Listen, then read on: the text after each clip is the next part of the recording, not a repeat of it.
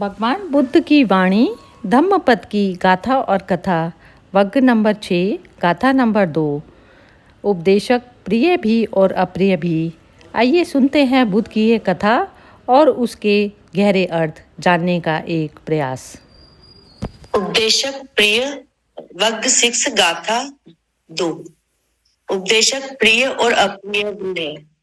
अस्य जी और पुण्य बबस्सु की कथा। स्थान जेतवन।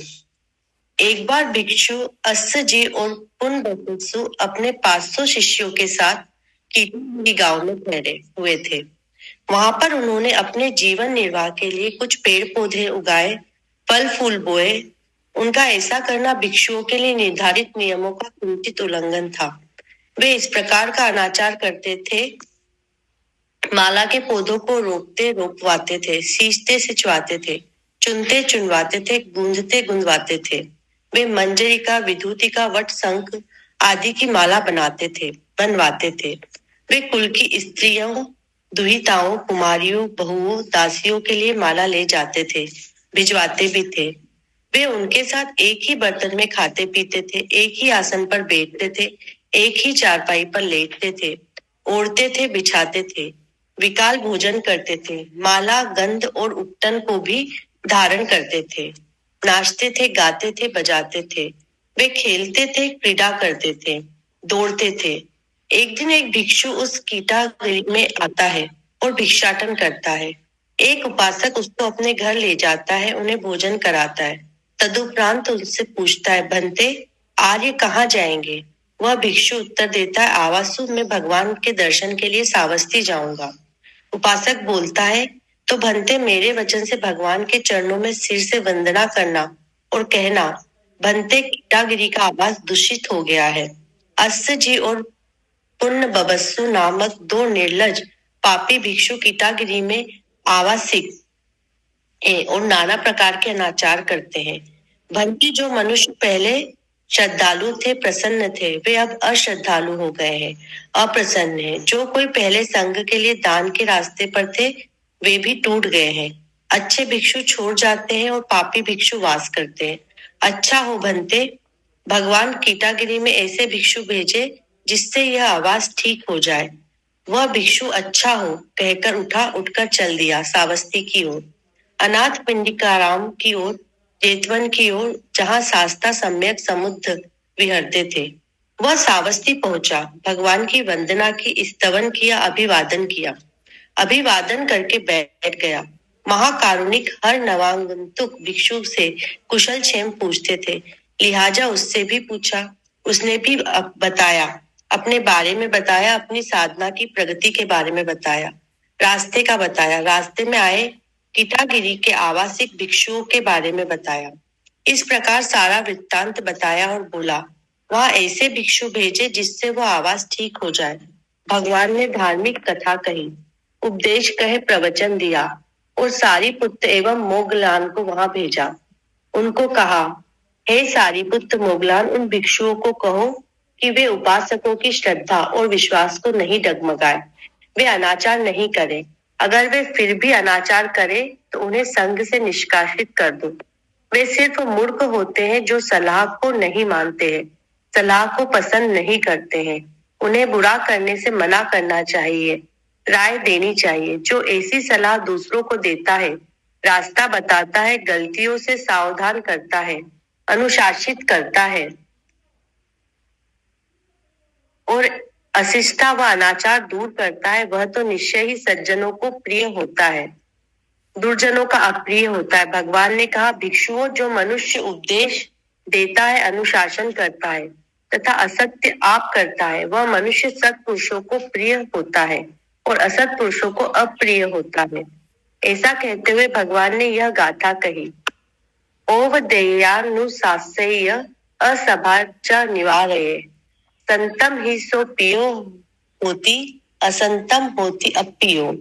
जो उपदेश दे, सुमार्ग दिखाए तथा कुमार्ग पर जाने से रोके, वह सज्जनों को तो प्रिय होता है किंतु दुर्जनों को अप्रिय।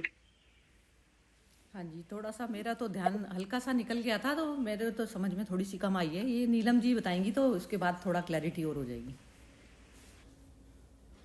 हाँ जी नीलम जी, अनम्यूट करके बताओ जरा। समरी स्टोरी की थोड़ा सा समरी। स्टोरी भी बताओ, क्योंकि मेरा तो वो स्टार्टिंग थोड़ा सा माइंड कहीं और चला गया। अच्छा, ये दो भिक्षु थे, अस जी और पूनम बसु जी। वो 500 शिष्यों के साथ कीटागिरी गांव में आते हैं और वहां पे बस जाते हैं। भिक्षुओं की जो इनकी रूल्स हैं उसमें बसना नहीं लिखा, उनका चलना लिखा है कि भिक्षा लो, खाओ, उसको अपनी सफिशिएंट भिक्षा लो, जितनी आपको चाहिए उसको खाओ और आगे बढ़ जाओ। कहीं ठहरने या बसने के लिए भिक्षुओं का नियम में नहीं होता है। और ये सारे एक जगह पे बस जाते हैं, अपने लायक पेड़ पौधे लोग उगाते हैं, खाने लायक पेड़ को प्लांट्स लगाते हैं और फूल ऐसे लगाते हैं जिनकी माला बने, और फिर लेडीज को वो माला देते हैं। लेडीज के साथ सब कुछ शेयर करते हैं, विच इज भिक्षुओं के लिए उनके नियमों में नहीं है। हाँ, नियमों में नहीं है। तो ये सब करते करते उनमें जो दूसरे वहां पे अच्छे लोग थे वो भी अनुशासन से बाहर आने लगे, श्रद्धा से बाहर आने लगे, अप्रसन्न रहने लगे, उनकी श्रद्धा भी डावाडोल। इस तरह से वो सारा वातावरण ही दूषित सा हो गया वहां पे, धर्म के रास्ते के हिसाब से दूषित हो गया वो रास्ता, वो जो एरिया था जहाँ वो बसे थे। तो वहां पे एक और भिक्षु एक बारी आता है, कीटागिरी में आता है, वहां पे भिक्षा मांगता है और उनको एक उपासक, अच्छा उपासक जो जिसकी अभी श्रद्धा बनी हुई थी, वो अपने घर ले जाता है, भोजन कराता है और भोजन परांत उसको बोलता है कि आप कहाँ जा रहे हो? तो बोले मैं भगवान के दर्शन, भगवान बुद्ध के दर्शन करने जा रहा हूँ। उनका भगवान बुद्ध को कहना कि यहाँ पे एक हमारा जो वो है आवास है वो दूषित हो गया है और यहाँ पे किसी प्रवचन देने वाले अच्छे भिक्षु को ऐसे भिक्षु को भेजिए जो आगे इनका सुधार करे और समझाए, इन्हें प्रवचन दे, इनको गलत रास्ते से हटाए। अगर नहीं हटते तो उनको फिर भिक्षुओं की श्रेणी में से निष्कासित कर दिया गया। तो फिर वो भगवान उनको भेजते हैं, दो लोगों को भेजते हैं, सारीपुत्र और मोगलान को वहां भेजते हैं ताकि जाके उनका सुधार होए। तो उन्होंने कहा जो सलाह नहीं मानते और गलत रास्ते पर चलते रहते हैं वो सज्जनों को नहीं प्रिय होते और उनको भी सज्जन नहीं प्रिय होते, पर उनको दुर्जन प्रिय होते हैं, दुर्जनों को ही ऐसे लोग प्रिय होते, और सज्जन उनको प्रिय होते हैं जो सलाह मानते हैं और अपना सुधार करते हैं। तो वैसे कहा जाता है कि किसी को जरूरत ना हो तो मत बताओ, पर भगवान का काम तो सुधार, भगवान तो आए संसार में लोगों का सुधार करने के लिए आए थे, तो भगवान का तो काम ही यही था। तो उन्होंने भेजा उनको वहां पे और अंत में इसका ये बताया है कि जो मनुष्य उपदेश देता है, अनुशासन करता है, और ये असत्य वाली लाइन कुछ अजीब सी, आपका कुछ और मीनिंग निकल रहा है यहाँ पे, इसको छोड़ देते हैं। वह मनुष्य सत्य पुरुषों को प्रिय होता है और असत्य पुरुषों को अप्रिय होता है, ऐसा कहते हुए भगवान ने ये कहा था। तो असली मतलब ये है कि मूर्ख को आप सलाह दोगे तो भी वो आपको पसंद नहीं करेगा। अगर उसको शुद्ध रास्ते पे जाना है तो आपकी सलाह मान के वो अपने को सुधार करेगा, नहीं तो फिर भी उसको प्रसन्नता नहीं होगी आपके प्रवचन सुन। जय श्री कृष्ण। हाँ बहुत ही, अब समझ आई स्टोरी, आपने तो सार भी बता दिया इसका। और दूसरा ये जो बोला था ये मुझे बड़ा प्यारा लगा आपका, ये जो आपने बोला ना कि भगवान भी सुधार के लिए आते थे, तो बिल्कुल ये बहुत ही सुंदर बोला आपने। चलो ये अब एक बार हर्षा से पूछते हैं, आपको एसेंस भी बताना है नीलम जी इसका? इसका एसेंस यही है कि भगवान के रास्ते पे चलना है तो अब थोड़ी सी तपस्या तो होगी, आप सब कुछ खाना पीना भी चाहते हैं, रंग रंगेलियां भी करना चाहते हैं, तो उसमें लिप्त होके करेंगे तो फिर उस रास्ते पे आपको कुछ नहीं मिलना। तो सही रास्ते, भगवान के रास्ते पे चलना है तो थोड़ा सा अनुशासन अपना रखना पड़ेगा और उसी रास्ते पे फोकस होके चलना पड़ेगा। अवेयरनेस, निष्काम भाव से अपने मन को शुद्ध रखना पड़ेगा। मनोरंजन करने में कुछ नहीं जाता, पर मनोरंजन में लिप्त नहीं होना है कि आप भगवान को ही भूल, इसका यही सार समझ जाता। हाँ ठीक है, बिल्कुल, बहुत ही बढ़िया। हाँ जी, हर्षा जी बोलिए आप। हाँ, बहुत अच्छा स्टोरी है ये, क्योंकि स्पेशली जब बचपन में अभी याद आती है कि जब हम लोग छोटे थे और स्पेशली जब हॉस्टल में मैं पौंडीचेरी में पढ़ी हूँ, तो एक बार ऐसा हुआ कि हम लोग की इच्छा हुई कि हम लोग जरा पौंडीचेरी से बाहर कुछ देखने जाए। तो हम लोग 4-5 फ्रेंड्स थे, तो हम लोग ने गाड़ी में बैठे और जो एक साधक ही था जो गाड़ी चला रहा था, तो ऐसे हम लोग बोले कि चलो घूम कर आते हैं।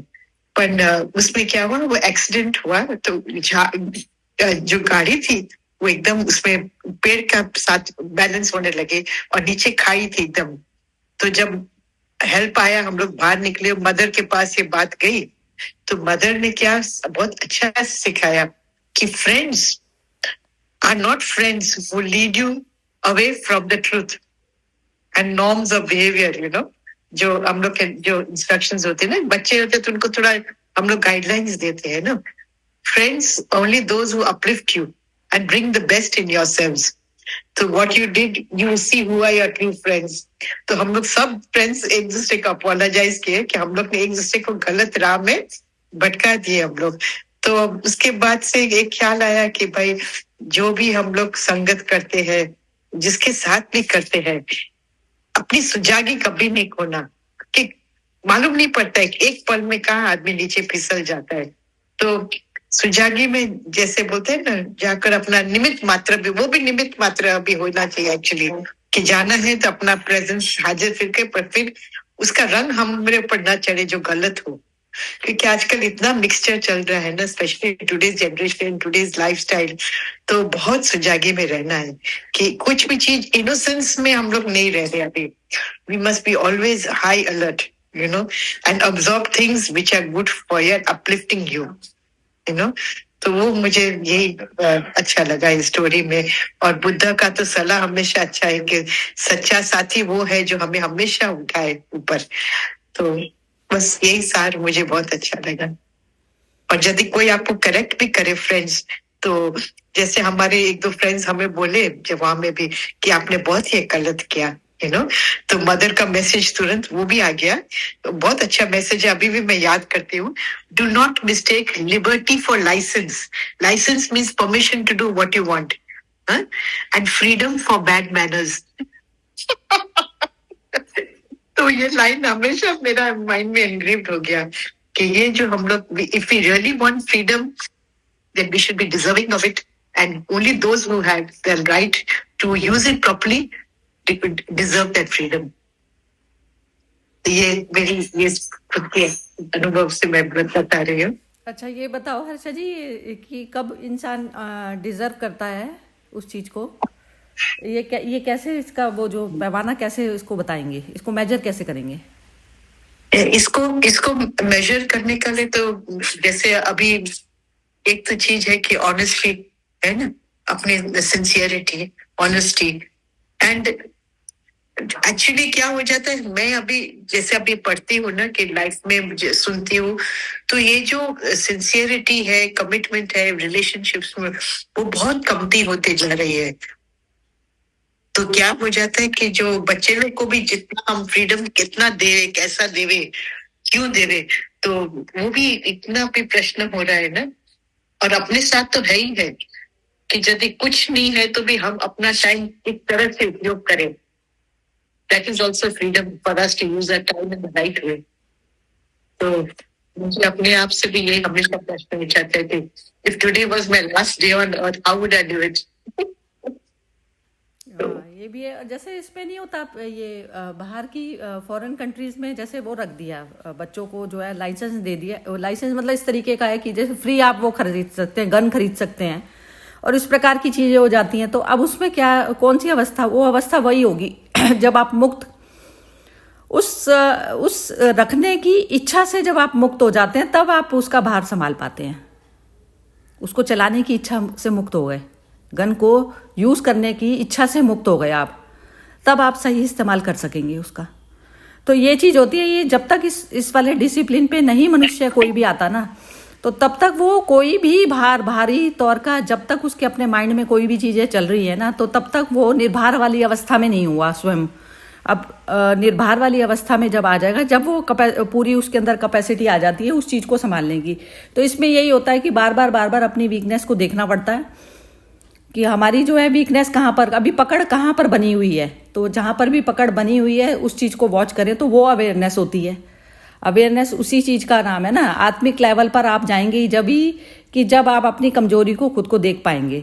तो भारी कमजोरी तो एक बार को छूट जाए कुछ मैटर नहीं करती है। भारी कमजोरी मतलब कि कोई दूसरा इंसान आपके साथ कुछ गलत कर रहा है और आप एक बार उसको नहीं पहचान के, यदि आपके साथ में गलती हो जाती है, आप उसको नहीं तरीके से डील कर पा रहे, तो वो कुछ मैटर नहीं करता। लेकिन जो आप आत्म उससे तत्व से जो गिर जाते हैं, वो आपको जन्मों जन्मों में भटका देता है। तो यही चीज जो है उसमें बताई कि जैसे कंपटीशन वाला जो लेवल होता है ना इंसान का, वो कंपटीशन वाला लेवल इसमें भी चल जाता है। आध्यात्मिकता में भी कंपटीशन जब चलना चालू हो जाता है तो वो गिरने वाली अवस्था हो जाती है। उसमें कहते हैं ना, जैसे कहते हैं जितनी हम पीक पे जाते चले जाएंगे तो उतनी जो है रास्ता वैसा हो जाता है, और जितनी ऊंचाई से गिरेंगे उतना बुरी तरह से खाई में जाएंगे। तो ये जो रास्ता ऐसा होता है कि इसमें जो इन्होंने आके, जो बुद्ध के जो शिष्य ये जो आए थे भिक्खु, तो उन्होंने जो ये जो चीज की, तो उसमें कहीं नहीं संभल पाता। वो फूल उनको बनाना था, माला उसकी बनानी थी, अमृत की माला बनानी थी। अपने कर्म अमृत की जो शून्य लेवल से जो करे जाते हैं कर्म, वो अमृत की माला बनानी थी। और उन्होंने माला फिर वो व्यवहार के चक्कर में वैसी बनानी शुरू कर दी। तो वहीं पर ही उनका गिरना चालू हो गया ना। तो वो जो बुद्ध को होता है, बुद्ध क्या चीज हो गई, बुद्ध वह अवस्था हो गई मन की कि जो मन से मुक्त हो गया अपने स्वयं, तो वो बुद्ध हो गया। अब वो बुद्ध ये चीज जो अपने मन से मुक्त हो गया वही तो देख पाता है, क्लैरिटी में देख पाता है। जहां पर भी हम जो धोखा खाते हैं ना, बुद्धत्व उस अवस्था का नाम है जहां मैंने धोखे ही खाने बंद कर दिए। मैं अपने स्वयं के मन से मुक्त हो गई तो मेरे को कोई धोखा दे नहीं सकता ना किसी भी प्रकार से। तो वो बेवकूफियों में जो हम जीते थे, करते थे, तो वो बेवकूफी हमने एक तरफ रख दी। क्योंकि जो भी संसार और मटेरियलिस्टिक चीज के लिए जो जी रहा है और जो मर्रा खप रहा है, तो वो चीज जो है वो बेवकूफी की कैटेगरी में आती है। और वाइजनेस उसी चीज का नाम है कि जहां पर आप जो है उस स्वयं की चीज कमजोरियों से आप मुक्त हो जाते हैं, तब आप पावरफुल बनते हैं। तो वही शक्तिशाली, और वो कहते हैं ना ये सबसे ज्यादा ताकतवर होता है। बुद्ध जो है सबसे ज्यादा ताकतवर है क्योंकि वो आत्मा सेंटर से नीचे नहीं गिरता। यही चीज है। वैसे नीलम जी ने बहुत ही बढ़िया तरीके से बताया था। मतलब मैं पूरी, ये बस मेरे अपनी भाषा थी बोलने की। हाँ जी, चलिए ये अनामिका जी आप बोलिए। हाँ जी सरिता जी, इसमें मतलब वही समझ में आया कि अनुशासन में तो रहना, मतलब अनुशासन में तो रहना पड़ेगा। मतलब जरा सा डिस्ट्रैक्शन हुआ कि आप मतलब मन हटा तो आप फंसे।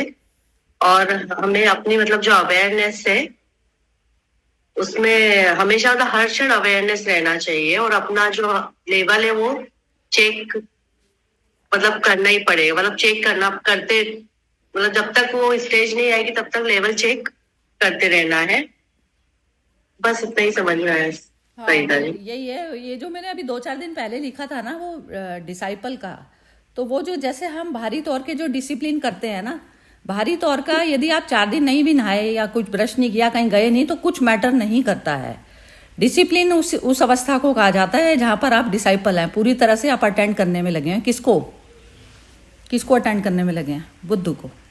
और वही बुद्ध की जो है पूजा होती है, वही सब कुछ होता है। उसमें फिजिकल नहीं चाहिए होता, कुछ भी अंदर से चाहिए होता है कि आप सेंटर को चेक करेंगे। जब जैसे ही आप स्थिर हो जाएंगे, स्थिर पे जो मूवमेंट होती है ना, उस पे सबसे ज्यादा तेज मूवमेंट होती है शरीर की और माइंड की और उसकी सब चीजों की मूवमेंट, क्योंकि आपके इशारे से घूम रहा है सब कुछ। तो आप रियल सेल्फ में जैसे एस्टेब्लिश होते हैं, तो मूवमेंट जो है आपकी बॉडी की, उसकी क्या होता है, माइंड में कुछ कचरा भरा पड़ा है तो उसमें आप देखेंगे कि मूवमेंट आपकी स्लो हो जाती है, बॉडी एक्ट नहीं करती, कुछ नहीं करती। आप यदि 80 साल 100 साल के भी हो जाएंगे ना, तो भी आपका जो है बॉडी में जो लचीलापन है ना, वो आपका खोएगा नहीं। वो जैसे कहते हैं ना, एक जो स्टिफनेस होती है, स्टिफनेस एक मुर्दा की निशानी होती है। जो मरा हुआ एक इंसान है, वो टाइट होता चला जाता है। अब जितनी फ्लेक्सिबिलिटी और ये सब चीज़ें, लचीलापन जो आ जाता है ना, तो लचीलापन आता ही उससे है जब हम आत्मिक सेंटर से ऑपरेट करते हैं इस बॉडी को और माइंड को भी। हाँ जी, मोना बोलो जरा। जी, ये मतलब मुझे ये बोलना है, और मतलब जैसे गीता में भी भगवान ने यही बोला है, भी जिसको श्रद्धा ना हो या जिसको इंटरेस्ट ना हो उसको नहीं सुनाना गीता। ऐसे ही इसमें भी मुझे ये आया भी, मतलब जिसको मतलब मन ना हो, जिसका इंटरेस्ट ना हो, उसको ज्ञान नहीं देना चाहिए। नहीं, इसमें जो नीलम जी ने जो बोला ना, ये मुझे बहुत ज़्यादा अपील किया इस तरीके से। ये जो तुम बोल रही हो ना, बात तो ठीक कह रही हो, लेकिन जैसे उन्होंने जो सुना ना, जो भटके हुए जो भिक्खु थे, इन्होंने जो जितना भी सुना, अब ये उस रास्ते पर भी यदि कंपटीशन में आ गए या फिर उन्होंने कुछ इस तरीके के संसारिक व्यवहार में जो डील करने लग गए, तो लेकिन जो उन्होंने जो सुना है ना, जो नॉलेज जो सुनी है, फिर वो रिवाइव हो जाएंगे। जब परिस्थिति आएगी ना, तो वो जो नॉलेज होगी फिर काम आ जाएगी उनके। क्या होता है, जैसे सिचुएशन बार बार अप डाउन होती रहती है ना हमारी संसारिक में। अभी मेरा बहुत नाम चमक रहा है किसी भी तरीके से। जैसे ही मैं ओल्ड एज की तरफ पे जाती रहूंगी, मेरे अंदर उतनी सामर्थ्य, इतनी सब कुछ नहीं रहेगी। और वो जो है दुनिया, वही जो दुनिया मुझे पूछती थी, वही चीज मुझे इग्नोर करने लगेगी, इग्नोर करेगी। तो इग्नोरेंस को भी फिर मैं सह नहीं सकती ना, यदि मैं उस वाले लेवल। लेकिन वो जो ज्ञान के जो बीज पड़े हैं ना, वो फायदा कर जाएंगे। वो जो ज्ञान का बीज पड़ा है, जो आत्मा का जो ज्ञान था, तो वो यदि पड़ा है कि मैं तो जो है हुई नहीं ना, ये ना मैं बॉडी हूं ना मैं मन हूं, तो जब ये चीज पड़ी हुई होगी तो फिर आपकी स्प्राउट कर जाएगी वो, फिर आप जो है उस रास्ते पर आ जाएंगे। तो इस प्रकार से नॉलेज हेल्प करती है हमारी। मैं थोड़ा इनका प्रश्न का उत्तर दूं मोना जी? हाँ जी, बिल्कुल दो। हाँ, उनका प्रश्न है कि हमें नहीं बोलना चाहिए किसी मूर्ख को। तो ये कथा भगवान बुद्ध की है। भगवान बुद्ध उद्धार करने के लिए आए थे, तो बोलेंगे। उन्होंने बोला, अपने भिक्षुओं के थ्रू बोला, उस स्थान पे उनको भेज के सुधार किया। हमारा लेवल और है, हमको मूर्खों से बात नहीं करनी चाहिए। एक भजन था जिसमें लाइन थी कि गुरुदेव मेरे दाता मुझको ऐसा वर दे। सेवा, सिमरन, सत्संग, ये 3 हमारे काम है। सेवा, सिमरन, सत्संग, इस पे चलने की कोशिश कर रही हूँ मैं। सेवा, सिमरन, सत्संग, मतलब जो हमको मूर्खों का साथ करना ही नहीं है, मूर्खों के साथ बैठना ही नहीं है, जिनमें श्रद्धा नहीं। हमारा लेवल अलग है, और ये कथा भगवान बुद्ध की है। भगवान बुद्ध का लेवल जो है वो अलग। जय श्री कृष्ण। हाँ, ये तो आप नीलम जी ठीक कह रहे हो, बिल्कुल, ये बिल्कुल ठीक कह रहे हो कि, लेकिन इसमें यह है मोना, ये तुम ना जैसे अपने मन को चेक करना पड़ेगा। ये चेकिंग पॉइंट ये चलता है कि जैसे आपने कोई भी संगत करी है बाहर, तो बाहर की संगत से आप कुछ क्या उठा के लेके आए हैं। जैसे आप किसी पार्टी को अटेंड करने गए और आप अपने मन पर क्या चीज ले आए, तो आप लेकिन आपको क्यूरियोसिटी है बुद्धत्व की तरफ पर जाने की, और मन की चीज को भी पढ़ पा रहे हैं आप। तो जो आपकी अनुभूति से जो चीज निकल रही है ना, वो चीज को तो आप बोलोगे ही, वो बोल सकते हो, क्योंकि उसमें क्या है कि जैसे आपका पाथ वो है कि आपको जो लक्ष्य जो है आपका वो है बुद्धत्व, लक्ष्य है आपका। तो लक्ष्य की तरफ पर जाते हुए में आप जो भी कुछ करोगे, जब आपका लक्ष्य वो चीज है, तो आप बीच में भटकोगे ही नहीं ना। तो बस हमेशा जो है लक्ष्य को जो याद करते हुए मनुष्य, जो भी जिन भी व्यक्तियों को जो अपने सामने अटेंड करता है, वो उसके अपने फूल होते हैं। मतलब ये नहीं कि जैसे आपने खुद अप्लाई किया नहीं हुआ और आप जो है वो अप्लाई दूसरों को कराना चाहते हैं, तो वही हो गया कि जो जिस चीज से आप मुक्त खुद नहीं हुए, तो वो दूसरी तरफ पर वो ना तो प्रभाव पड़ता और वो बोलना भी बेकार ही होता है। तो वही चीज है कि ये खुद ही मतलब पता चलता चला जाता है, हमको खुद ही पता चलता चला जाता है कि हम अब कौन सी स्टेज पर बैठे हैं। तो वो एक तो होता है ना ज्ञान बखारना अपना। तो ज्ञान बखारने में जब तक मैं स्थित नहीं हूं ना उस चीज में, तो मेरे को बनता नहीं है बोलना कुछ भी। वो स्थिति बहुत ज्यादा जरूरी है, और यदि मेरा पाथ वो है, लक्ष्य वो वाली चीज का है, तो फिर मैं बोल सकती हूँ। मतलब ये खुद ही अपना थर्मामीटर खुद ही चेक करना पड़ेगा। चलिए आज का ये वाला तो चीज़ बहुत, हाँ अनामिका कुछ बोलना तो नहीं है आपको? और ये जरा बताएं इसका जो कल जो मैंने भेजा था तो उसमें एक तो हर्षा जी जरा आप पढ़िए इसको, जिद्दू कृष्णमूर्ति का।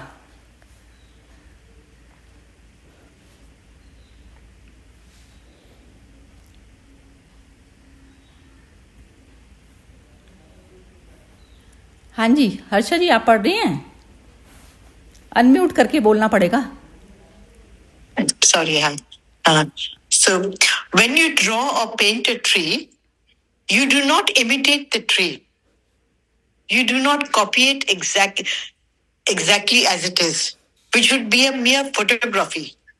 To be free to paint a tree or a flower or a sunset, you have to feel what it conveys to you, the significance, the meaning of it. हाँ इसको जरा और डिफाइन करो आप। Hi. So हो गया। ये उसने उनके थोड़े टॉक्स तो मैं बहुत सुनती थी कि बच्चे लोग 11 साल वहां पढ़े थे इसलिए भेजा था मैंने ये कल। हाँ तो he would always say the word is not the thing. The word is not the thing. The tree is a tree only when you will feel, or the flower, the fragrance of it in your heart as a vibration, as what you feel. तो वो जो identification with the object होता है, जब आप एकदम खुद को अनाल करते हो तभी आप वो ऑब्जेक्ट बन जाते हो। तो ऑब्जर्वर एंड द ऑब्जर्व जो उन्होंने कहा ना, तो वो बहुत जैसे डीप है ये। एंड टोटल बोलते ना कि एक हो जाना, वननेस में रहना, तो यो वननेस में जो रहता है तो उसका फील आर्ट भी बहुत सुंदर होता है। जो वननेस में गाता है उसका गायकी में भी बहुत भाव होता है। जो वननेस में रहता है उसका डांस में भी बहुत वो होता है। तो रुक्ष्मणी अरुणदेव का नाम आप सुने होंगे ना, भरतनाट्यम के जो थे। नहीं मैंने नहीं सुना, कोई बात नहीं, बताइए। हाँ तो वो डांसिंग स्कूल चलाती थी मद्रास में, और कृष्णमूर्ति का उनका मेन फाउंडेशन मद्रास में है, वसंत विहार में है। तो उनका साथ कभी कभी वार्तालाप होते थे ना, तो कृष्णमूर्ति उनको एक बोलते थे, आप अंदर से अपने आप को भूल कर एहसास करो क्या आप वो करते हैं। तो जो आप डांस में मैनिफेस्ट करते हैं ना, वही आप हो। आपका पर्सनालिटी अलग नहीं होना चाहिए। तो आप देखेंगे कि वो एक रस जो बोलते हैं ना, एक रस होकर जो मैनिफेस्ट होता है ना, तो उनका डांसेस खरेखर बहुत सुंदर होते थे रुक्ष्मणी अरुणदेव की। आज की तारीख में भी उनका जो गुरुकुल तरीके जो होता है ना, अंदर का जो भाव प्रकट करना, श्लोकस के साथ समझना, ये बहुत सुंदर संस्था है। तो कृष्णमूर्ति के साथ उनका काफी होता था। पुपुल जयकर के साथ भी उनका काफी होता था। पुपुल जयकर भी बहुत वो थे, टेक्सटाइल मिनिस्टर्स में थे, तो उनका आर्ट, सब फाइन आर्ट्स का बहुत इंटरेस्ट होता था। तो बेस्ट हमारे अंदर जो कला जो निकलती है, तो वो बेस्ट होती है जब हम अंदर से जो अनुभूति आकर हम प्रकट करते हैं। वो बहुत अच्छा उनका था एक दिन। बढ़िया। चलिए मोना बोलो जरा इसके बारे में। नहीं बोलना, नहीं। ठीक है अनामिका आप बोलो। मेरा ध्यान थोड़ा सा इधर उधर चला गया था। सही, कोई बात नहीं, चलो नीलम जी बोलेंगी। हाँ जी नीलम जी बोलिए आप। पेड़ को देख के बनाना मेरे को तो मैं तो आर्ट मतलब ड्राइंग, म्यूजिक में थोड़ा ध्यान है, सिंगिंग में ध्यान है, पर ड्राइंग में ध्यान नहीं है। पर पेड़ को जैसे पेड़ है वैसे बनाना, तो मुझे तो एक ही चीज याद आ रही है, जाकी रही भावना जैसी, प्रभु पूरत देखी दिन जैसी। जय श्री कृष्ण। हाँ जैसी जिसकी भावना होती है वैसा उसको जो है प्रभु मूरत वैसी दिखती है, मतलब पेड़ भी उसको वैसे ही दिखाई दे रहा होगा। ठीक है ना? तो आपने हाँ तो वो ही हो गया ना कि मेरे मन की मैं जानूं। मन में जो पिक्चर बनेगी वो उसकी अपनी होएगी, अपनी भावना के हिसाब जैसी होगी वैसे ही बनाएगा। हाँ और हम जो ये इन्होंने जो वननेस की जो बात की ना, हर्षा जी ने जो वननेस की बात की है, वननेस उस अवस्था को, हाँ उस अवस्था को कहा जाता है कि जहाँ पर मेरे भाव में भी ना विचार का होता है सम्मेलन। क्या बोल रही हो आप? बोल रहे हो नीलम आप कुछ? नहीं, मैं बोल नहीं रही, सॉरी। अच्छा, तो विचार से भाव उत्पन्न होते हैं ना। और एक भावातीत वाली अवस्था होती है। भावातीत वाली अवस्था में ये जो कृष्ण मूर्ति ने जो स्टेटमेंट जो लिखी है वो भावातीत, आप वननेस के भाव में जाएंगे ही जब आप अपने बॉडी से आइडेंटिफिकेशन आपका खत्म हो जाता है, तब आप वननेस के भाव में जाते हैं ना, कि वही एनर्जी सब में खिल रही है। तो जब उस भाव से जब मुक्त होता है, जब करने वाला बनाने वाला ही या जब मौजूद नहीं होता, तब पेंटिंग वैसी बनेगी जो ट्री बताना चाहता है। खिलकर खिली हुई पेंटिंग हमारी तब बनेगी जब बनाने वाला मुक्त हो गया उससे, बनाने से। ऐसे ही डांस करते हुए में भी जब डांस करने वाला मुक्त हो जाता है तब डांस होता है प्रॉपर। तो उसी डांस की बात जो है, उसी डांस वाले लेवल से भगवान कृष्ण ने ऑपरेट किया। जो सारी जो चरित्र और लीलाएं जो उन्होंने की हैं, और कृष्ण की चीज जो भी उन्होंने जो भी जीवन जिस प्रकार से जिया, तो उसको लीला भी इस तरीके से कहा जाता है कि आप पहले मुक्त हो गए, फिर आपके बॉडी से काम हो रहा है। पहले स्वयं मुक्त हो गए, मुक्त मतलब अच्छा बुरा सब चीजों से मुक्त हो गए ना, आप विचार भाव से ही मुक्त हो गए। पेंट करने वाला ही मुक्त हो गया पहले, फिर उसने पेंटिंग रची, पेंटिंग बनाई, तो वो क्रिएशन में आती है। हम तो इमिटेट करते हैं, किसी को देखा, फिर हमने अपने विचार करे, फिर उसमें पत्तियां बनाई, फूल बनाए, बन गई, बनाने वाला कोई नहीं। ये अवस्था। हाँ हर्षा, जरा बताओ, आपने जो मैंने एक्सप्लेन किया, जो इसको रिपीट करो जरा। हाँ जी अनम्यूट करके। हाँ यस यस। तो ये जो आपने कहा ना कि वननेस में जो पेंट होता है ना, तो एक्चुअली जो आपको ये हरिंद्रनाथ चट्टोपाध्याय का आप नाम सुने होंगे ना? आप बताते रहिए, मैंने तो किसी तो वो आज तक तो हरिंद्रनाथ चट्टोपाध्याय, आप बावर्ची पिक्चर देखे होंगे पहले? नहीं। हाँ, तो वो उसमें ना राजेश खन्ना उसमें एक्टर भी थे, लेखक भी थे और पोएट भी थे। तो वो जब श्री अरबिंदो के पास गए ना, तो उनकी कला का उनको बहुत स्फुरना होती थी, पर श्री अरबिंदो उनको एक ही चीज बोलते थे, the best is yet to come. Poetry में भी उनका जैसे बहुत सुंदर सुंदर कविताएं सब लिखती थी, but he would always say the best is yet to come. तो एक दिन उनको भी थोड़ा ऐसा हुआ कि मैं बहुत I am a prolific genius that way where writing is concern, तो क्यों बेस्ट अभी तक अच्छा क्यों नहीं श्री अरबिंदो मुझे बोलते हैं। तब श्री अरबिंदो ने जो आपने कहा ना कि जब आप अपने आप को एकदम वननेस में जो करेंगे, और वो इंट्यूटिव पोएट्री जो आती है ना, हाँ, तो वो जो है ना, वो ट्रांसफॉर्मिंग होती है। आपका अंदर का ट्रांसफॉर्मेशन का नतीजा से वो बाहर आता है। तो उन्होंने उदाहरण दिए थे, जैसे इंग्लिश पोएट्री में विलियम डब्ल्यू येट्स है, विलियम वर्ड्सवर्थ है। तो ये जो पोएट्रीज है, शेली, हाँ, ये 3-4 जो पोएट्रीज, उनके जो पोएट्स जो पोएट्री लिखी है ना, तो वो पोएट्रीज जो है ना, वो बोलते हैं ना कि मानसिक लेवल के ऊपर से आई है। तो वो लेवल जो आती है ना जब अपने कला में, ये जो चीज आई ना, ये उससे आती है। जैसे ये हम कहते हैं वेद जो है अपौरुषेय है। अपौरुषेय उसको किसी ने लिखा नहीं, मतलब जब तक हम क्लेम करने के लिए बैठे हैं ना, तो तब तक वो हम ही हैं उसमें। बस वो उसमें उसकी स्मेल है, उस बनाने वाले की स्मेल है। तो जब वो अब जैसे वो जो फील भी किया, तो किसने फील किया ना, अंदर बैठा हुआ था ना, वो चाह रहा था कि उसको जो है सर्टिफिकेट मिले 100% वाला।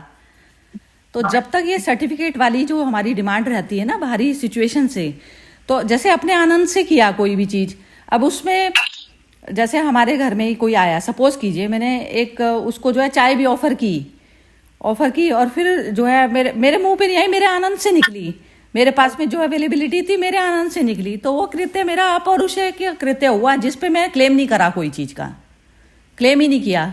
मेरे शरीर ने यूज करके, मैंने अपनी बॉडी को यूज करके वो उससे अपने आप बन गई चीज।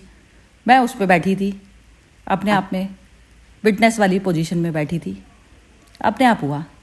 तो वो अवस्था जब तक नहीं आती, तो तब तक हम दुख सुख से परे नहीं, मतलब जाने की कोशिश है लेकिन गए नहीं। दुख से परे वह जाता है जहां पर आप ही शून्य हो गए। कोई मन का जो बाजा बजना जो है ना खत्म हो गया, वाइब्रेशंस ही खत्म हो गई ना, मन ही कोई हमने बीच में से सारा साफ कर दिया, मन को ही साफ कर दिया, क्योंकि वही तो पकड़ के लाता था बाहर से कि ये चीज का सर्टिफिकेट नहीं मिला। तो ये अवस्था आनी चाहिए, ये पूर्ण अवस्था होती है। पूर्ण अवस्था जब तक ये वाली नहीं आती ना, तब तक हम रीबर्थ साइकिल में चलते चले जाते हैं। एक भी थॉट यदि रह गया तो अगले लिए दूसरा बर्थ तैयार है पूरा।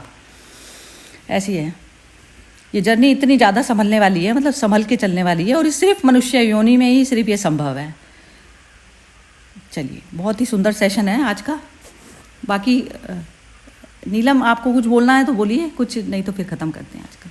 नहीं, जय श्री कृष्ण, थैंक यू। ठीक है, बहुत ही सुंदर सेशन है।